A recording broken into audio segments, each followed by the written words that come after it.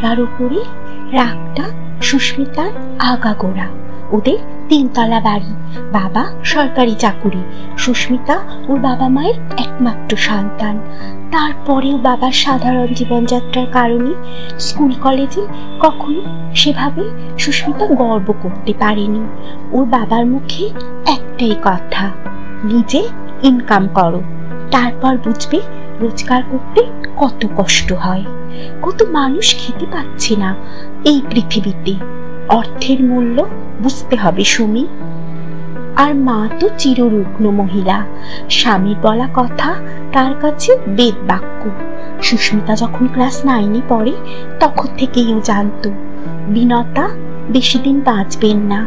আসলে সুস্মিতার ঠাকুরদা আর দাদু রেলের একই ডিপার্টমেন্টে চাকরি করত।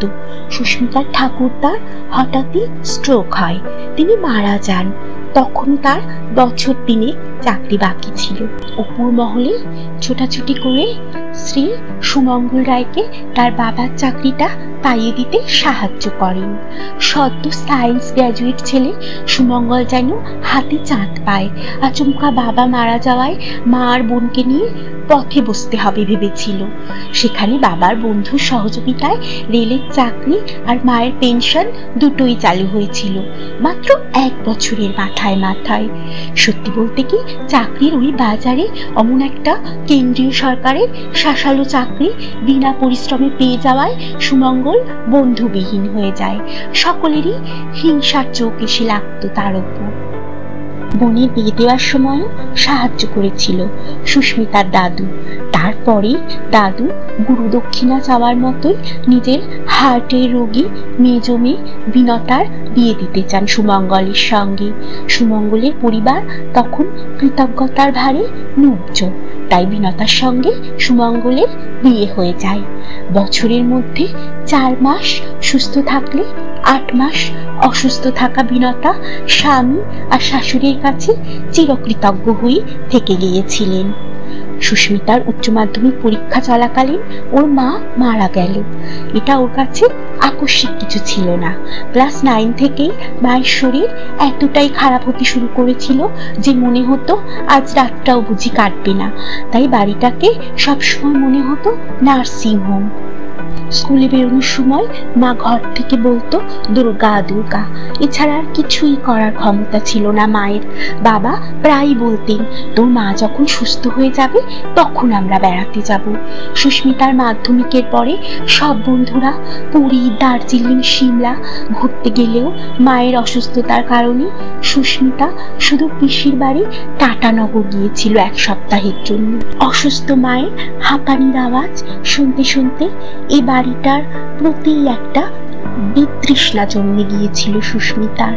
তবে মা মারা যাবার পরে বাবার মধ্যে অদ্ভুত একটা পরিবর্তন এসেছিল। বাবা অফিসের অতিরিক্ত যতক্ষণ বাড়িতে থাকতেন মায়ের ঘরটাতেই কাটাতেন। সুস্মিতা বড় হচ্ছিল নিজের মতোই, রাঁধুনি রান্না করে দিয়ে যেত। বাবা আর সুস্মিতা নিজেদের সময় মতো বেড়ে নিয়ে খেয়ে নিত। বাবা ওকে পড়াশোনার বিষয় জিজ্ঞাসা করতে এলেও সুস্মিতা একটু কাট ভাবেই উত্তর দিত, থাক না বাবা, আমি তো আমার ছন্দেই বড় হলাম, শুধু শুধু আর এসব নিয়ে ভেবে সময় নষ্ট করছো কেন? কলেজে ভর্তি হবার পরেও সেভাবে বন্ধু হয়নি কেউ সুস্মিতার। তাই কলেজের পরে নিজের বাড়ির ছাদই ছিল ওর একান্ত অবসর যাপনের জায়গা। মা চলে যাবার পরে বাড়িটাতে ওষুধ গন্ধটাও চলে গেছিল। ওদের 3 তলা বাড়ির 1 তলাতে হঠাৎই এক মা আর তার ছেলে ভাড়াটে হয়ে এলো। সুস্মিতা কিছু জিজ্ঞাসা করার আগেই বাবা কৈফিয়তের সুরে বলেছিলেন, বাড়ির 1 তলাটা পড়েই আছে, তাই ভাবলাম ভাড়া দিয়ে দিই। সুস্মিতা তখন 3rd ইয়ারের স্টুডেন্ট। অবাক চোখে তাকিয়ে বলেছিল, তোমার বাড়ি, তুমি কাকে ভাড়া দিবে সেটা তোমার একান্ত ব্যক্তিগত ব্যাপার, আমায় কেন বলছো? আমি জানি অর্থের মূল্য। সারাটা জীবন সাধারণভাবে কাটাতে কাটাতে বুঝে গেছি আমার বাবার অর্থের উপরে আমার কোনো অধিকার নেই। কথাগুলো শুনে বাবা চুপ করেই বসেছিলেন, কিন্তু কথাগুলো বলতে পেরে অনেকটা হালকা লেগেছিল সুস্মিতার। বইপত্র পড়াশোনার খরচ ছাড়া বাবা সেভাবে কিছুই দিতেন না সুস্মিতার হাতে। কত ছোট ছোট শখকে ও গলা টিপে মারতে বাধ্য হয়েছিল টাকার অভাবে। সুস্মিতার অনেক বন্ধুই গরিব, তাদের ওটাই সান্ত্বনা। কিন্তু সুস্মিতা জানে ওরা অবস্থাপন্ন, তারপরেও সামান্য ইচ্ছেগুলো অপূর্ণ রয়ে গেল। এখন আবার বাবার আদিক্ষেতা করে ওর পারমিশন নেওয়া হচ্ছে এ বাড়িতে ভাড়াটি রাখবে কিনা সে ব্যাপারে। সুস্মিতা রাতে ঘুমের ঘোরে মাঝে মাঝে শুনতে পায় বাবা কাশছে। কাশির বেগটা বেশ বেশি, কিন্তু ওদের দুজনের মধ্যে মানসিক দূরত্ব এতটাই বেড়ে গিয়েছিল যে সুস্মিতা কখনো ছুটে গিয়ে জল এগিয়ে দিলে বাবাও অবাক হতেন, আবার ওরও মনে হতো বেশি বাড়াবাড়ি হয়ে গেছে। কারণ আর সকলের মতো বাবাও বন্ধু হয়ে ওঠেনি কোনোদিন। তবে বাবা যে অসুস্থ সেটা সুস্মিতা বেশ টের পাচ্ছিল। একদিন বিকেলে ইতস্তত করেও বাবার ঘরে ঢুকে বলল, ভালো একজন ডাক্তার তো দেখাতে পারো, নাকি সাধারণ জীবনযাপন করা মানুষগুলো ডাক্তারও দেখায় না। বাবা বিছানায় শুয়ে হাত বাড়িয়ে ডেকেছিল সুস্মিতাকে, নরম গলায় বলেছিল, বাবার উপরে তোর বড্ড রাগ, তাই না রে? জানিস শুনি, সবাই মনে করতো তোর দাদুই বুঝি আমায় টুপি পরিয়ে হার্টের রোগী বিনতার সঙ্গে আমার বিয়ে দিয়েছিল।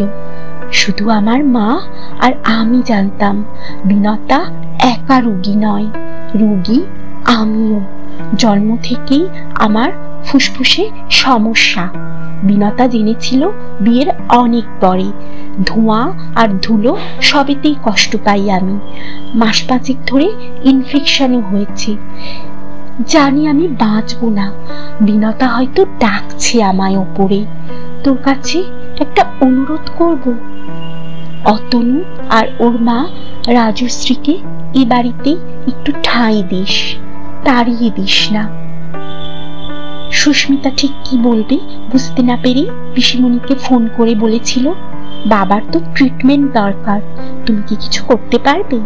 পিসিমণি বলেছিল, ফুসফুসের ইনফেকশন নিয়ে বহু ট্রিটমেন্ট করানো হয়েছিল আগেই, কিন্তু ডাক্তাররা জবাব দিয়ে দিয়েছেন, তোকে বলতে বারণ করেছিল দাদা। সুস্মিতা ফোন রেখে চুপ করে ছাদে গিয়ে দাঁড়ালো। মা চলে যাবার পরে বিশেষ কিছু মনে হয়নি সুস্মিতার, কিন্তু বাবা বাঁচবে না ভেবেই এই প্রথম অদ্ভুত একটা শীতল স্রোত নেমে গিয়েছিল ওর মেরুদণ্ড বেয়ে। এত বড় বাড়িতে ও একা। বাবা কোনোদিনও মেয়েকে সেভাবে আদরে আবদারে রাখেনি ঠিকই, কিন্তু স্কুলের গার্জেন মিটিং এর দিন ঠিক অফিস থেকে পৌঁছে যেত ওর স্কুলে। প্রতিটা বোর্ড এক্সামের সময় স্কুলের গেটের সামনে দাঁড়িয়ে থাকতো। হয়তো এভাবেই কিছুটা জায়গা করে নিয়েছিল বাবা সুস্মিতার মনে। না হলে বাবা আর বাঁচবে না ভেবে এতটা কষ্ট কেন হচ্ছে?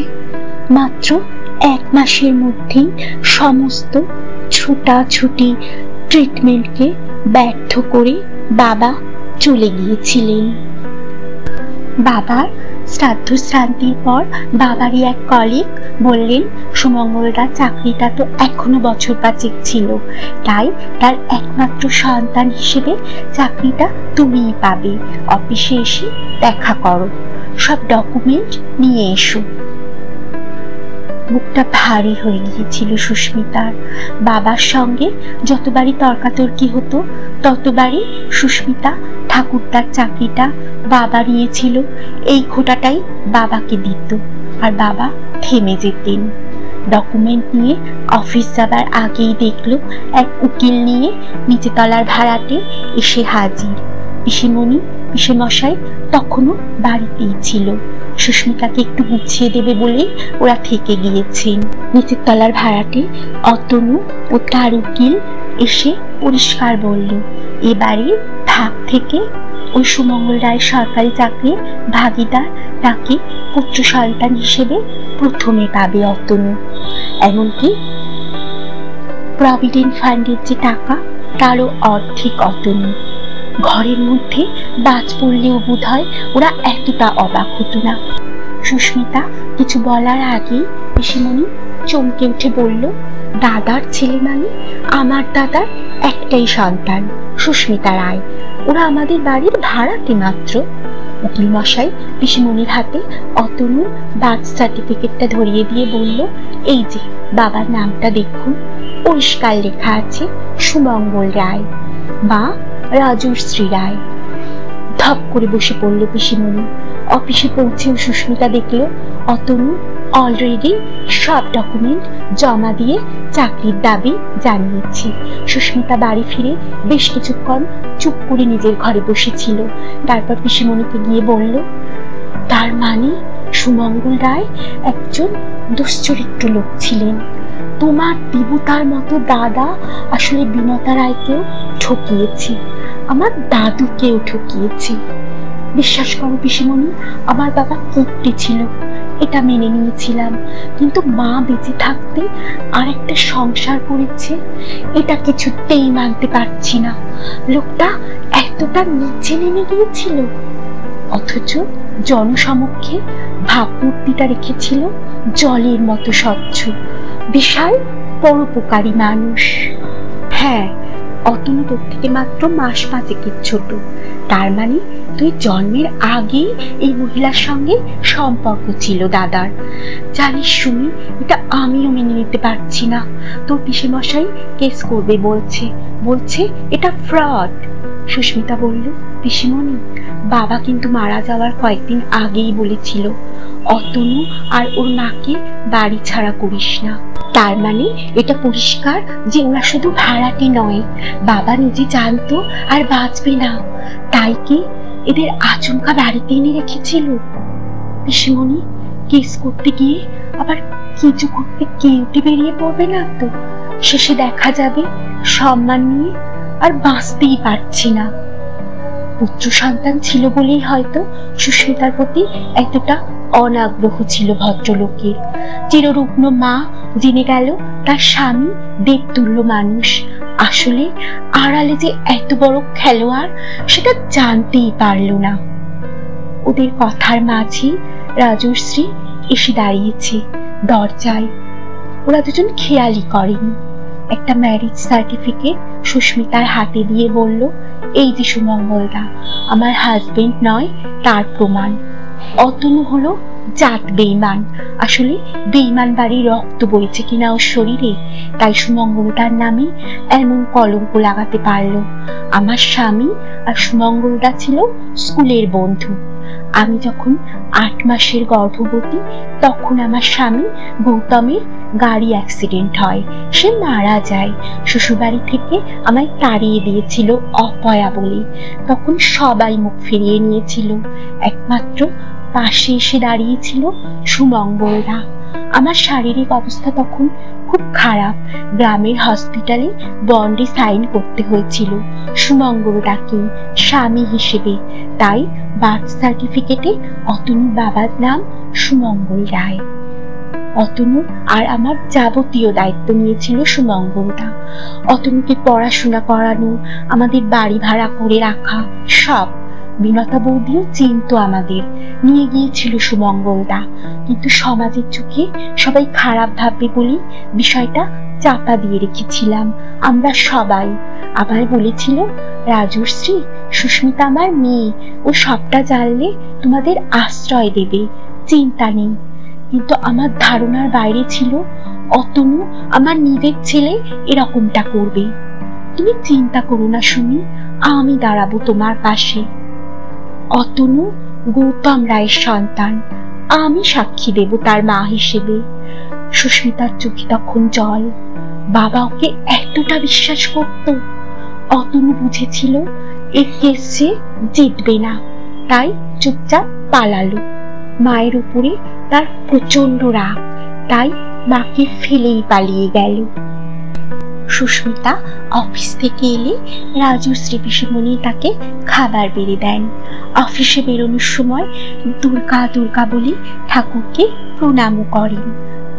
বাবার অফিসে ঢুকে প্রথমেই যেটা অনুভব করেছিল সুস্মিতা, সেটা হলো তার বাবা ছকে বাঁধা মানুষ ছিলেন না।